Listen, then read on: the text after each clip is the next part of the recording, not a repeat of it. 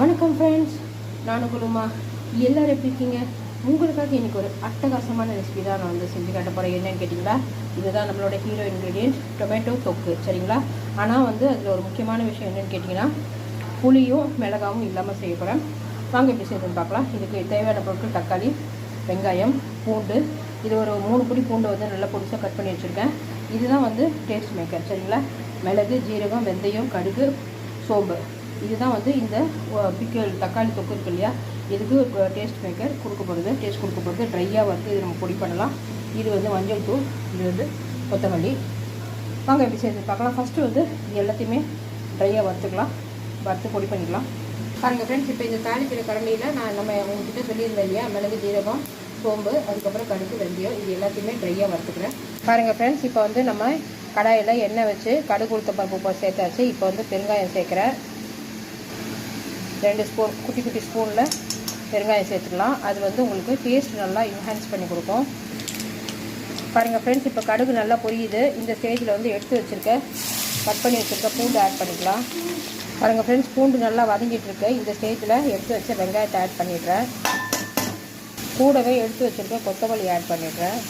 வெங்காயம் சேர்க்கும் போது இந்த ரெசிபிக்கு தேவையான கல் உப்பு இதில் ஆட் பண்ணிவிடுங்க.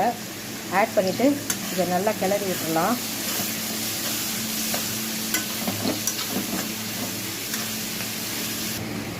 பாருங்கள் ஃப்ரெண்ட்ஸ், இப்போ வந்து மஞ்சள் தூள் ஆட் பண்ணியிருக்கேன்.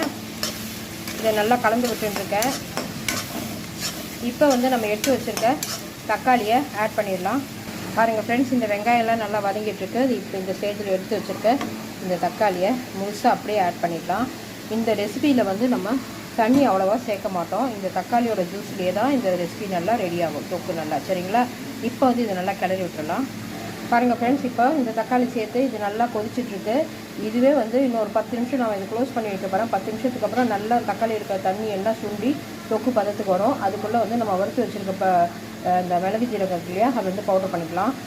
பாருங்கள் ஃப்ரெண்ட்ஸ், தக்காளி தொக்கு தயாராகிட்டுருக்கு. இப்போ வந்து இந்த பொடி பண்ணி வச்சுருக்கோம் இல்லையா, இந்த வறுத்த பவுடர், அது எல்லாத்தையுமே இதில் சேர்த்து நல்லா கிளறி விட்டுடலாம்.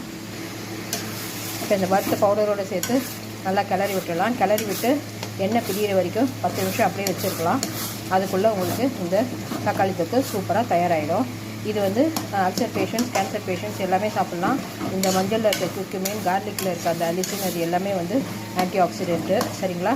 அதனால் இது வந்து எதிர்ப்பு சக்தி, உடம்புல எதிர்ப்பு சக்தி நல்லா நமக்கு எடுத்து கொடுக்கும்.